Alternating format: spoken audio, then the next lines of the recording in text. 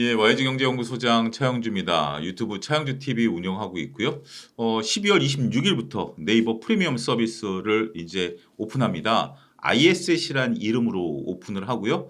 저 혼자 하는 것이 아니라 세 명이서 먼저 일단 시작을 합니다. 그래서 시황하고 종목하고 저는 이제 리포트 읽기를 담당을 하기 때문에 들어오셔서 구독을 하시게 되면 시황, 매일 시황, 종목, 리포트 이거를 매일매일 저희가 이제 업로드 예정이니까 네이버 프리미엄 ISS에서 또 매일 찾아뵙도록 하겠습니다. 네, 알겠습니다. 링크로 첫 댓글로 고정하도록 하겠습니다. 예, 감사합니다. 예, 소장님 그러면 요즘 또 증시 분위기 한번 여쭤보겠습니다.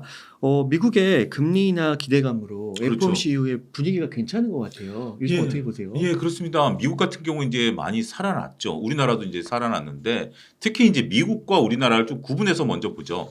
미국 같은 경우는 완전히 살아났다라고 봐야 되겠죠. 더군다나 미국에서는 지금 이제 7종목이 올라가는 특이한 현상에 대해서도 얘기를 좀 하고 있죠. 이러한 7종목이 지금 2년째 올라가고 있는데 우리가 이제 뭐 잘 아는 아마존, 애플, 테슬라 이런 종목들인데 이런 것들이 이제 내년까지도 올라갈 가능성에 대해서 우리가 이제 뒷부분에 가서 각 증권사들의 2024년 전망을 얘기하는데 많은 이제 리포트에서 보면 연속성이 있다라고 봐요. 왜냐하면 이게 시대적 현상이거든요. 지금 이런 것들이 기업의 이익이 늘어나는데 단순하게 기업의 이익이 늘어나는 것뿐만이 아니라 이 기업이 갖고 있는 스토리텔링 이런 것들이 굉장히 중요하게 이제 자리매김하다 보니까 이거에 대한 성장성은 좀 있다라고 봅니다. 그래서 미국 시장 중심의 흐름들은 좀 이어질 수 있다라고 봐요. 물론 여러 가지 몇 가지 이제 뭐 대선이라든지 금리 인하에 대한 부분들 이런 것들이 좀 있긴 합니다만 긍정적인 모멘텀을 좀 가져갈 수 있다. 반면에 이제 우리나라 같은 경우는 저는 1월 효과를 좀 기대해 보자. 네. 하지만 많은 증권사들이 지금 뭐 내년도에 대한 전망들을 놓고 본다라면 우리나라 경기 둔화에 대한 부분들, 그다음에 고금리에 대한 부분들에 대한 우려감이 있어요. 그래서 미국이 이제 금리 인하하는 부분들은 되는데 과연 우리가 따라갈 것이냐? 그러니까 우리가 먼저 금리를 인상했었거든요, 미국보다. 그런데 이제 3.5에서 머물러 있는 상태에서 미국이 금리 인하한다 그래서 우리가 이제 바로 따라가겠느냐라고 본다라면 지금 쉽지 않은 것 같아요. 그래서 어찌됐든 분위기는 살아있는데 그럼 어느 쪽 분위기가 살아있느냐? 여러분들 잘 아시다시피 코스피가 살아있죠. 코스피 같은 경우 우리가 공매도 금지 이후에 그 상승했던 것들을 이제 넘어서 버린 그런 상황이지만 코스닥 같은 경우는 뭐 2차전지 주도주들이 조금 주춤하다 보니까 그 고점을 못 들어주긴 했어요. 그런데 어쨌든 금리 인하에 대한 기대감들로서 플러스 여기에 이제 기업들의 주요 특히 이제 반도체는 바닥을 찍었다라는 얘기들 이런 것들 때문에 좀 올라가는 측면에 있어서는 뭐 긍정적인 분위기를 만들어 간다. 특별히 악재가 있느냐? 시장에 별로 특별히 악재는 없는 것 같아요. 뭐 웬만큼 지금 이제 얘기가 나오고 있는 뭐 양도세 완화도 이제 넘어갔고 공매도도 내년 상반기까지는 금지니까 시장 분위기는 나쁠 건 없다. 이렇게 말씀드릴 수 있겠습니다. 아, 네. 그러면은 그 공매도 이슈를 좀 얘기해 주셔서 예. 그 2차 전지를 좀 여쭙고 싶은데 예. 2차 전지 그래도 조금씩 우상향은 하는 것 같은데요. 에코프로 머티 같은 경우는 엄청나게 오르고요. 근데 이제 우리가 네. 좀 보면 에코프로 머티라든지 LS 머티 같은 경우 수급 논리로 봐야 될 것 같아요. 다른 것들은 못 올라가는데 이제 그것들이 상장된 이후에 일정 기간 올랐죠. 지금 이제 시장의 특징은 에코프로 머티, LS 머티, 두산 로보틱스 같은 종목들, 여기 현대 오토에버 같은 종목들이 공통점이 뭐냐면 지수 편입 가능성이 있는 거예요. 이것이 이제 신규 상장과 더불어서 지수 편입 가능성이 거론되면서 올라가는 측면이지 펀드멘탈에 의해서 올라간다라고 보기에는 조금 많이 올랐다라고 볼 수밖에 없을 것 같아요. 왜냐하면 다른 것들이 따라오지 못하고 있는 상황들이기 때문에 그래서 좀 구분해서 보자. 2차전지가 다 뭐 좋다 나쁘다라는 개념보다는 지금 특정 섹터 특정 종목이 올라가는 것은 수급 논리다. 네. 그래야만 이것을 오롯이 보일 수가 있다라고 말씀드릴 수가 있겠죠. 또한 우리가 이제 나머지 2차전지들을 놓고 본다라면 아직까지는 변동성이 좀 잦았는 상태에서 옆으로 기고 있잖아요. 이런 모양이면 예측하기가 좀 쉽지 않습니다.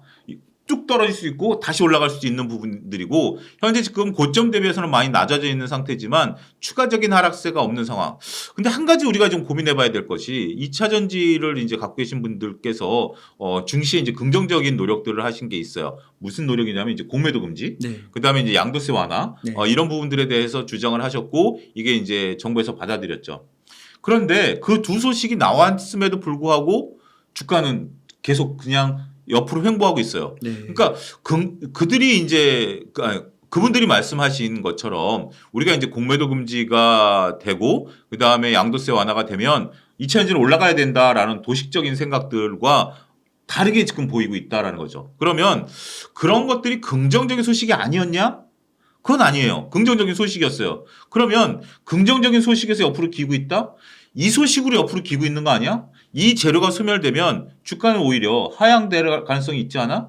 이게 제 논리적인 추론인 거예요. 네. 이게 지금 떨어져야 된다라는 제가 지금 여기서 펀드멘탈을 얘기하거나 다른 걸 얘기하는 건 아니잖아요. 단순히 논리적인 추론으로 보면 지금 강한 요소들이 이런 긍정적인 걸 모아서 이 정도라면 이게 사라질 때는 변동성이 확대될 가능성이 있다. 이것도 우리가 한번 여러분들이 고민해봐야 될 문제인 것 같아요. 주가의 미래는 아무도 몰라요. 아무도 모르고 그 다음에 이제 주식식 시장에 대해서는 밸류에 대해서 여러 논쟁이 있고 차트에 대해서 여러 논쟁이 있지만 내가 어떤 시각으로 이 주식을 보고 있느냐 이것을 보는 것이 가장 중요하기 때문에 2차 전지와 관련돼서는 여러분들이 2차 전지만의 논리를 잘 개발해야 되지 않을까 싶습니다. 아, 그렇군요.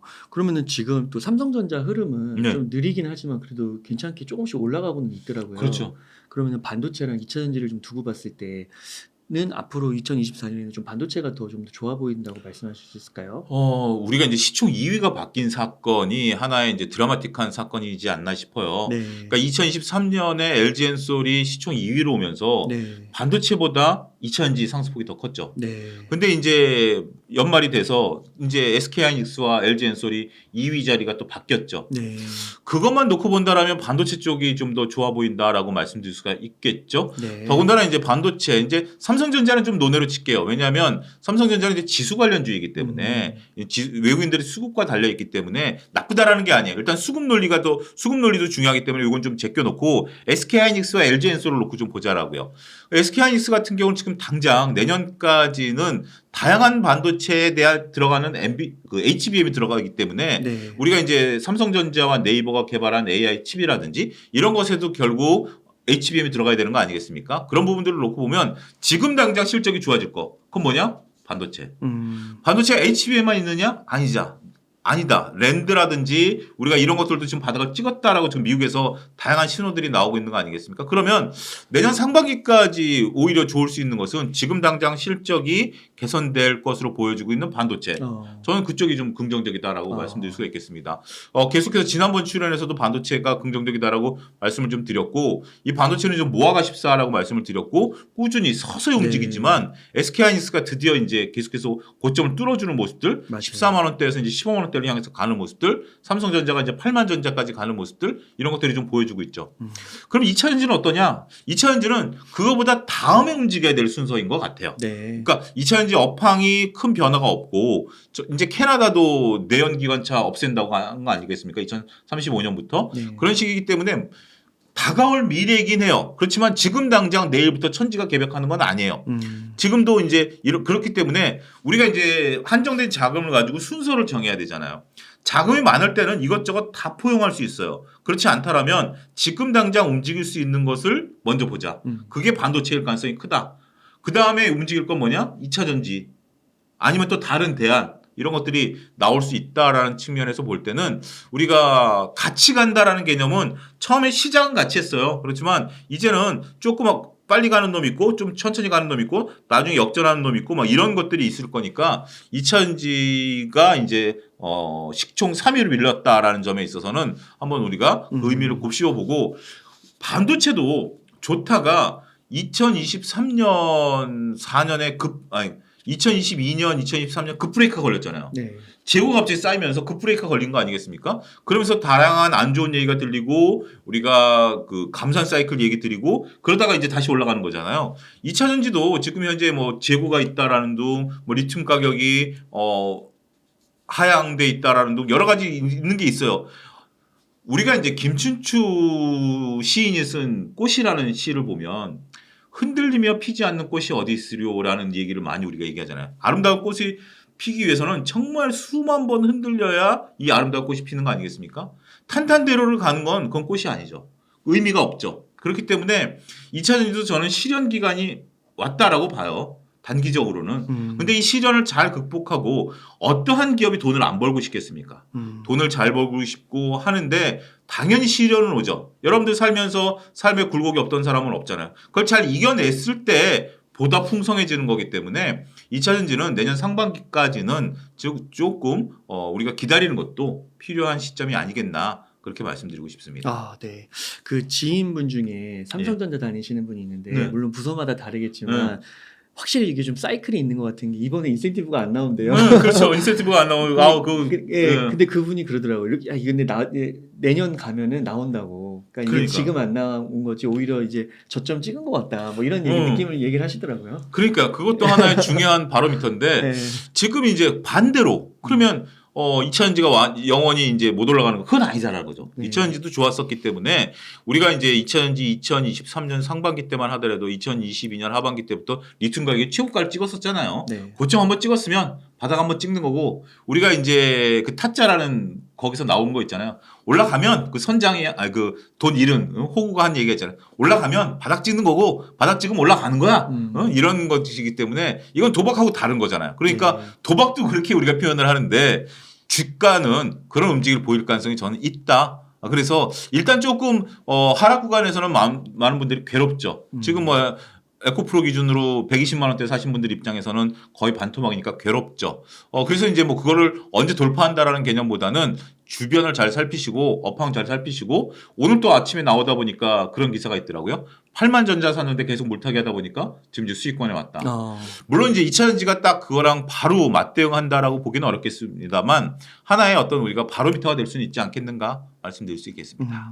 그 빅테크 매그니피센트 세븐이 네. 내년에도 그 연속적으로 잘 갈 수 있다라고 얘기를 해주잖아요. 그러니까 그게 거품 논란도 있잖아요. 걔네. 그렇죠. 근데 그것보다는 그 이익이 꾸준하게 받쳐줄 거고 또 뭐 AI라든지 네. 그런 것들이 계속 인공지능이나 이게 받쳐줄 거라고 보시는 거예요. 저는 일단 두 가지 관점에서 봐요. 일단은 이익이 어느 정도는 받쳐진다라고 보고 네. 그래서 거품이 있는 거죠. 더군다나 이제 이 종목들이 갖고 있는 특징은 그 거품을 하기 위해서 저희가 이제 지난번에 돈은 빅테크로 흐른다라는 책을 잠깐 소개를 좀 드렸었는데 과거 재무제표로 우리가 현재 이익을 좀 나타내기는 어렵다라는 거죠. 빅테크 기업들 같은 경우 재무제표상의 이익과 실현 이익이 조금 다를 수가 있거든요. 그러니까 우리가 이제 재무제표를 본다라는 게 제가 재무제표 투자의 힘에도 이 부분을 인용을 한 건데 우리가 보고 있는 재무제표의 원형은 제조업이에요. 제조업과 삼성중공업하고 현대차하고 네이버하고 재무제표를 동일하게 봐야 될까요? 다르게 봐요. 다르게 봐야 되겠죠. 그래서 이 빅테크 기업들 같은 경우는 기존의 재무제표 개념으로 볼 게 아니라 감가상각이라든지 비용에 대한 부가라든지 광고 선전비라든지 이런 부분들을 좀 보게 된다라면 충분히 다르게 볼 수 있다라고 보고 만약에 그러니까 이제 같이 투자하시는 분들이 말씀하신 그 종목을 잘 못 사요. 왜냐하면 재무제표를 보면 네. 뭐 PER이 뭐 200배, 뭐 300배 되니까 못 사는 거예요. 그런데 그들의 주가는 계속 올라가잖아요. 오히려 저평가돼 있다라고 보고 PBR 뭐 0.2배 막 이런 것들을 사면 주가 못 올라가잖아요. 지금 시대의 흐름에 맞는 주식을 저는 살 필요도 있다라고 봐요. 그래서 제가 그 이쪽에 관심 있으신 분들은 다시 두 권의 책을 추천드릴게요. 제 책 재무제표 투자의 힘, 그 다음에 돈은 빅테크로 흐른다. 요 두 책을 보게 된다라면 그 IT 기업들에 투자할 수 있는 인사이트를 여러분들이 잘 얻으실 수 있지 않을까. 최근에 나온 책 중에 그런 어떤 빅테크 기업에 대해서 인사이트를 얻을 수 있는 책은 그 두 권이다. 이렇게 말씀드릴 수 있겠습니다. 네. 그래서 그 빅테크가 잘 가면은 그 테마가 AI 인공지능으로 봐야 되는 걸까요? 그거는 저는 거스를 수 없는 테마라고 봐요. 이거는 거의 4차 산업혁명에 저는 비견해서 보고 싶어요. 왜냐하면 인공지능을 안 할 수 없잖아요. 네. 인공지능을 안 할 수 없는 건데 지금 보세요. 웅달님 같은 경우 지금 이제 우리가 유튜브를 하시잖아요. 지금 유튜브를 한다라는 게 이제 대세를 넘어서서 이제는 그냥 일상적으로 돼버린 거잖아요. 인공지능을 안 한다? 그거는 기업이 생존에 있어서는 큰 문제가 될 수 있다라고 봐요. 편집 소프트웨어 보면요, 이제 완전 알아서 다 해줘요. 그러니까 얼마 그렇죠. 전까지만 해도 웅달님 네. 처음 할 때 우리가 그 자막 넣으려면 일일이 넣었는데 이제 자막은 많이 시간이 엄청 단축되죠. 엄청 단축됐죠. 조금만 오타만 좀 수정하면 되는 거고. 그다음에 여러분들 혹시 인공지능을 가지고 PPT 자료 만들어 보셨나요? 저 그만두고 보고 깜짝 놀랐어요. 아, 글쎄요. 그리고 저희가 이제 그 대학 모임이 하나 있는데 원로부터 이제 하는데 사진 막 찍고 동영상 찍고 그다음에 팜플렛 붙여가지고 그걸 갖고 인공지능이 영화 한 편 찍었어요. 아, 나레이션까지 넣어가지고 사람 손 하나도 안 타고 나레이션까지 다 넣어가지고 순서 정해가지고 그럴 정도. 근데 자 그러면 이걸로 돈을 버는 기업들은 한정돼 있다라고 봐요. 저는 누구나 돈을 버는지는 못해요. 그렇지만 여기에 투자는 해야 되겠죠. 누구든지 투자를 해야 되겠고 그렇게 된다라면 저는 좋은 예가 바로 그거라고 봐요. 청바지 회사가 돈을 번다. 청바지 회사. 네, 그 청바지 회사가 누구냐? 반도체 회사들이다. 반도체 회사들이기 때문에 저는 그래서 삼성전자, SK하이닉스를 주구장창 지금 현재 보고 있는 이유 중에 하나가 이들이 결국 청바지 회사 아니겠느냐. 그래서 그 부분을 우리가 예의주시해서 유심히 보자. 이렇게 말씀드릴 수 있겠습니다. 그리고 HBM 이쪽은 또 하이닉스가 1등이잖아요. 하이닉스가 1등이죠. 거기에 이제 삼성전자 따라오는 거고 여기에 따라서 뭐 전공정이라든지 반도체가 여러 가지가 있잖아요. 자, 조금 넓혀볼게요. 우리가 온디바이스라든지 CXL 같은 경우 얘기가 나오는데 저는 그거는 좀 미래적인 부분들이라고 봐요. 지금은 HBM에 저는 집중해도 충분하다. HBM 후공정에만 집중해도 여기서 이게 나는 거고 앞으로 우리가 이제 전기차, 자율주행차 이거는 이제 미래에 대한 부분들이잖아요. 당장 눈앞에 손에 잡히는 거. 자, 제 손에 볼펜이 있습니다. 제 손에 있는 볼펜에 투자하시겠습니까? 미래에 나올 레이저 볼펜에 투자하시겠습니까? 미래엔 레이저 볼펜이 나올 수도 있겠죠. 그렇지만 제 손 안에 있는 거가 이게 크면 이게 커지고 있으면 이걸 가지고 먼저 먹고 그다음에 먹으면 되지 않아요? 이걸 왜 놓치고 이게 지금 커져가고 있는데 어마어마하게 커져가고 있는데 왜 이거를 무시하고 더 미래를 보느냐? 이 부분에 대해서는 저는 투자자분들이 한번 좀 고심해 봐야 될 부분이 아니겠나. 우리가 온디바이스라든지 CXL 시대는 옵니다. 네. 하지만 먼저 HBM으로 다 드시고 나서 그 돈 갖고 또 보셔도 되지 않을까 싶어요. 그 진짜 이게 흐름이 얘기가 나오는 게 너무 빠른 것 같아요. 너무 빨라. 아니 그리고 자율주행 얘기가 나온 지 몇 년이에요. 도대체 자율주행 그러니까 언제 나오나요? 이것도 마찬가지예요. 계속 미래를 가는 거예요. 미래를 가는데 2000년도 전고체 얘기 나오잖아요. 전고체 얘기 나온 지 벌써 6개월이 넘었잖아요. 전고체가 지금 양산되나요? 안 되죠. 안 되고 있잖아요. 네. 미래는 분명히 돼요. 분명히 되지만 그걸 한다라는 게 제조사에서 라인도 바꿔야 되죠. 성능 테스트 해야죠. 여러 가지 해야 되는 우리가 그런 부분들에 대한 관점들도 유심히 잘 보셔야 되지 않나 싶어요. 그리고 최소한 내년 상반기까지는 이쪽 HBM만으로도 그렇죠. 그리고 뭐 반도체 이쪽을 네. 좀 주목하는 것만으로도 충분한 것 같다. 충분한 것 같아요. 그거 이제 그다음에 다음 한 단계씩 그 스텝 바이 스텝으로 가자고요. 2차 전지도 나쁘다는 게 아니라 그렇죠. 조금 더 이렇게 시간 조금 그 사이 좀 쉬었다가 어차피 움츠려야 될 수 있는 거니까 네. 너무 조급하게 빠르게 가야 된다. 갖고 계신 분들 입장에서는 하루하루가 힘든 건 압니다. 그렇지만 조금 긴 호흡으로 보게 된다면 제가 주식시장에 30년 넘게 있었습니다만 조급한 거나 여러분들 그 당구 치시는 분들 여성분들은 조금 죄송합니다만 당구 치시는 분들은 알겠지만 결국 가락에서 만나요. 그런 거 아니겠습니까? 이게 이제 이게 왜냐하면 당구라는 게 순서가 있어요. 처음에 공과 공을 맞히는 거다가 그 다음에 나중에 벽을 맞추고 공을 맞히는 건 단계인데 공에서 공을 맞히는 건 쉬워요. 근데 누가 운이 좋으면 빨리 맞추고 운이 나쁘면 좀 늦게 맞춰요. 그렇지만 벽을 맞추고 치는 건 어렵기 때문에 벽을 맞히는 단계가 이제 가락이라는 이제 일본 용어를 쓰는데 다 거기서 만나요. 그러고 나서 진짜 이제 실력에 따라서 승자가 결정이 나는 거니까 조금 지금 내가 저 친구가 조금 공을 잘 맞히는구나. 세상 살다 보면 다 그런 경우도 있지 않습니까? 느긋하게 보시죠. 네. 그러면은 소장님 이번에는 조금 주제를 바꿔서 네. 그 지수 전망 네. 한번 좀 여쭤볼까요? 네. 증권사들이 내년 지수 전망을 하는 걸 보면 네. 대략 한 상단, 하단도 2,400, 500 정도? 상단? 하단은 그런데 상단이 3,000 넘는 증권사가 없어요. 상단 넘는 증권사가 없어가지고 그 부분은 조금 아이러니인 것 같아요. 근데 이게 PBR 뭐 한 11배 정도 수준? 그다음에 이익 전망치를 다 감안했을 때 올해랑 똑같은 것 같아요. 원래 2022년에 바라본 2023년 우리가 이제 그 지수 전망을 봤을 때도 2,800이 고점이었거든요. 근데 지금 아직 2,800 못 들었잖아요. 네. 2,600이 올해 고점인데 내년에도 2,800 정도가 고점 수준에 있어서 지수 상단을 증권사들이 보고 있다. 이렇게 좀 말씀드릴 수가 있겠습니다. 그럼 증권사들은 왜 그 24년 그럼 대체적으로 흐름을 어떻게 보신다고 보세요? 이게 사람이란 게 그래요. 2022년은 워낙 어려웠기 때문에 2023년을 바라볼 때 상저하고를 봤어요, 대부분. 근데 2023년이 좋았잖아요. 음. 그런데 2024년에는 우리가 이제 금리 인하를 하지만 경기 둔화가 있으니까 오히려 상저하고 상고하저 두 가지로 갈리는 것 같아요. 똑같이 상저하고 그러니까 금리가 인하되면 올라갈 수 있을 것이라고 보는 증권사들이 있고 그렇지 않고 2023년 좋았으니까 반도체 같은 경우가 좋은 처음에 상고 그다음에 오히려 경기 둔화가 나타났으니까 하저 이렇게 보는 게 있는데 주요 증권사 거를 한번 좀 보죠. IBK 증권사에서 보게 된다라면 2024년 주식시장은 대자비로 상고 하저를 본다. 이건 상고 하저를 본다라는 거고 2250에서 2800선에서 본다라고 보고 이 상고니까 1분기 이후에 2분기 때 셀메이 이 전략을 좀 본다라는 거죠.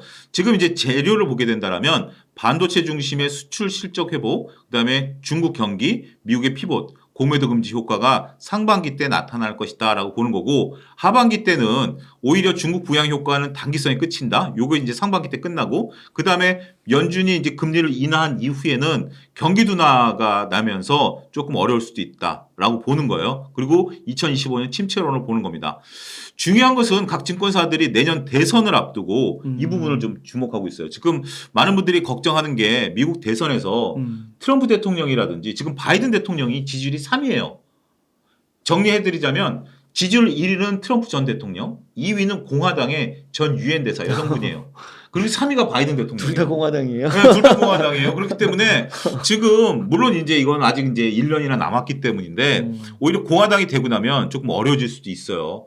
그런 부분들을 우리가 예의주시하면서 잘 보셔야 되지 않을까 싶습니다. 반도체 화학을 IBK 증권에서는 보고 있다라고 말씀드릴 수가 있겠습니다. 지금 이제 시간상 이걸 다 알려드리지는 않을 겁니다. 그래서 이 리포트를 보고 싶으면 네이버 카페에 들어오셔가지고 차영주 TV를 치시면 제가 이 리포트를 올려놓을게요. 그러니까 네이버 카페 차영주 TV를 검색하셔서 들어오셔서 그냥 가입할 수 있거든요. 그리고 차영주 TV랑 같이 연동되어 있는 거니까 제가 리포트를 올려드리니까 그 부분도 링크로 달아놓을 테니까 그 부분도 여러분들이 이 리포트를 전부 한번 쭉 관심 있으신 분은 보시면 좋지 않을까 싶습니다.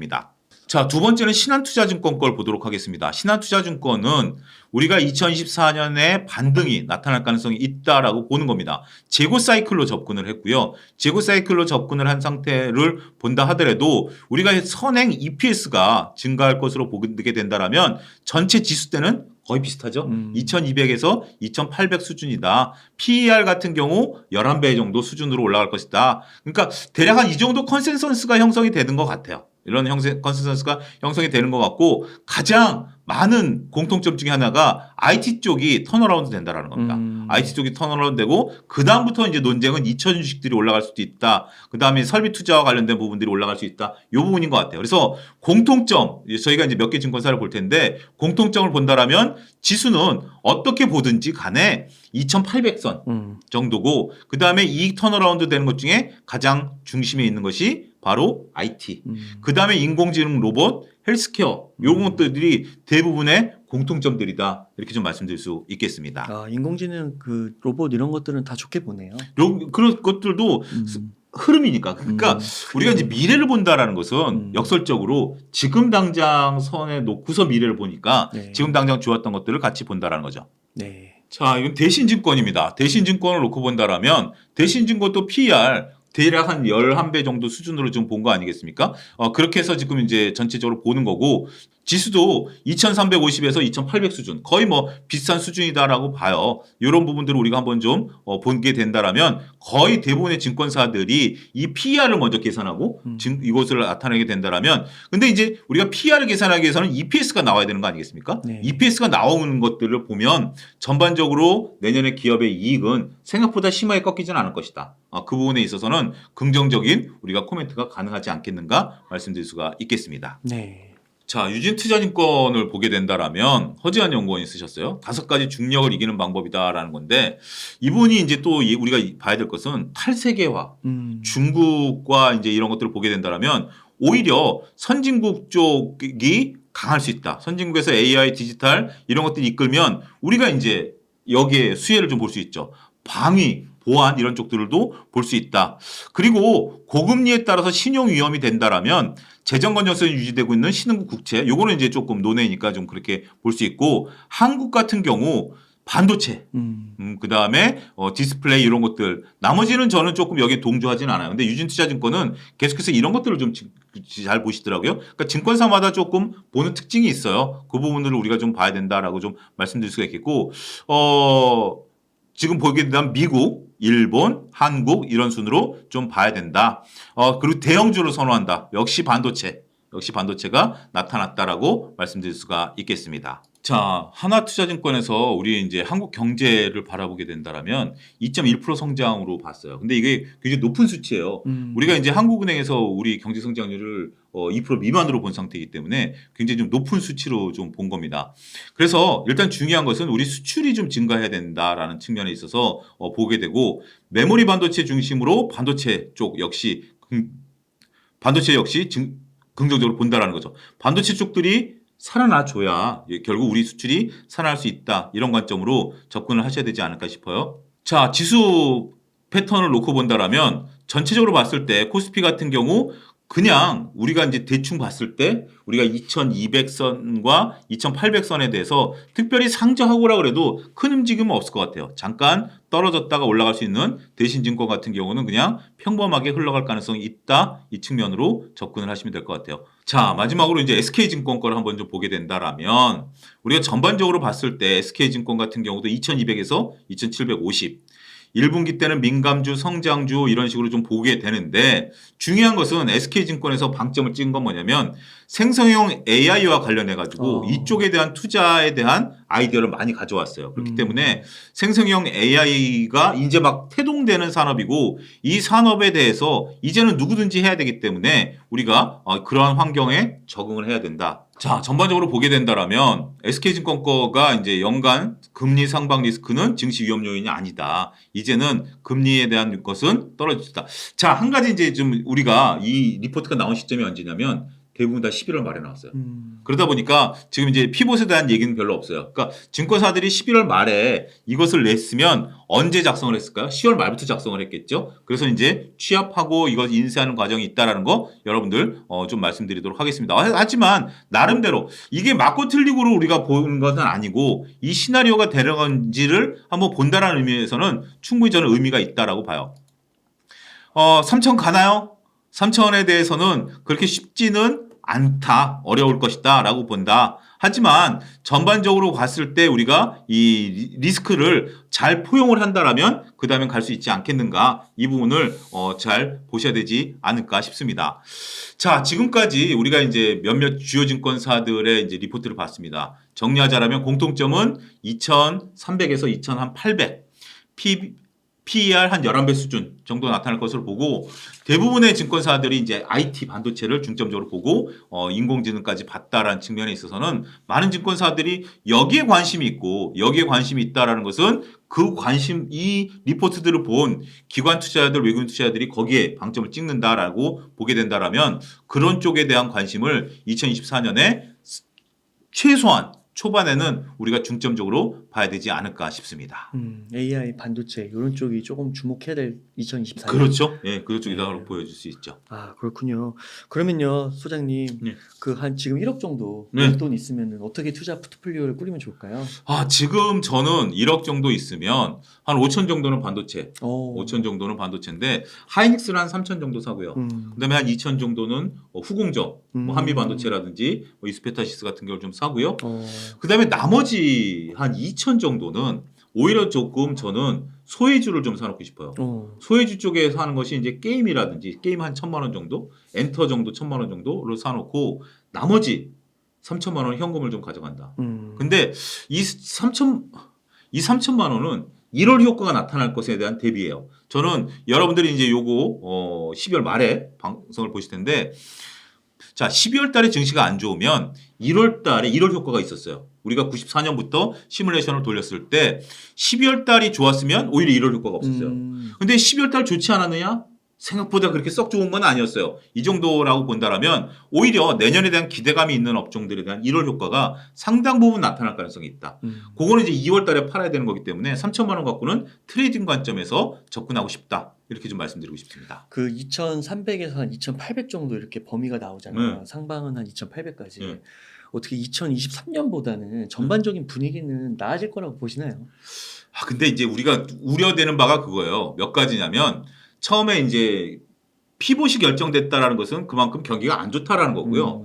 그다음에 대선과 관련해 가지고 흔들릴 수 있다. 네. 그다음에 주도 업종이라고 보이는 반도체하고 2차 전지가 끊임없는 밸류 논란에 쌓일 가능성이 있다. 이 부분. 그다음에 이제 미중 간의 갈등이 더욱더 첨예하게 그 지역별 분쟁이 첨예하게 되면 여기에 따른 변화 변동성이 나타날 가능성이 있다. 이런 부분들이기 때문에 2023년과 같은 오히려 강력하지 않은 오히려 뜨뜻미지근한 2,500에서 2,800 저는 그 선에서 움직일 가능성이 높지 않겠는가 그렇게 말씀드릴 수가 있겠습니다. 네, 감사합니다. 그러면 소장님 끝으로 시청자님들께 하시고 싶으신 말씀, 강조하고 싶으신 말씀 있다면 부탁드리겠습니다. 오히려 내년에는 차분하게 보시면 기회가 좀 있을 수 있다라고 봐요. 올해는 이게 수익률이 나눠졌잖아요. 적극적으로 하신 분하고 적극적으로 하지 못하신 분들이 이게 수익률이 나눠졌다라면 내년에는 오히려 적극적으로 할 기회보다는 소극적으로 하면서 꾸준히 저점을 노리시는 분들 그다음에 오히려 다양한 종목들을 보시는 분들이 수익이 날 가능성이 있어요. 어떤 거? 대형주 위주로. 중소형주, 테마주 따라다니는 그거는 이제 전문가 영역이니까 그렇지 않다 하더라도 내가 대형주를 보고 있는데 2023년에 수익률을 못 냈다? 조급해하지 않으시면 오히려 저점에서 잘 잡아서 트레이딩 할 수 있는 그러한 한 해가 되지 않을까 말씀드릴 수가 있겠습니다. 자신감 가지시고요. 희망 가지시면 2022년에 혹시 돈을 못 벌었다 하더라도 2023년에 충분히 돈을 벌 수 있는 기회가 올 수 있다. 주식은 새롭게 열린다. 말씀드릴 수 있겠습니다. 현금 한 30% 갖고 있으면은 어떤 상황이든 조금 유연하게 대처할 수 있는 그렇죠. 거죠? 그러니까 2024년에도 현금 30%는 유연하게 갖고 계세요. 그러면 항상 튀는 종목들을 가지고 여러분들이 1, 20%씩 따박따박 모아가는 전략 충분히 좋다 말씀드릴 수 있겠습니다. 네, 그 차영주 소장님께서 네이버 프리미엄 네. 컨텐츠 많이 발행하시니까요. 그거 댓글로 또 참고하시면 좋을 것 네, 같고. ISS이고요. 네, 그럼 오늘 인터뷰한 요 정도에서 네. 마무리하도록 하겠습니다. 이렇게 해서 YG경제연구소의 차영주 소장님을 모시고 이야기를 나눠봤습니다. 긴 시간 동안 유익한 사이트 많이 나눠주셔서 감사의 말씀 드립니다. 오늘 고생 많으셨습니다. 감사합니다.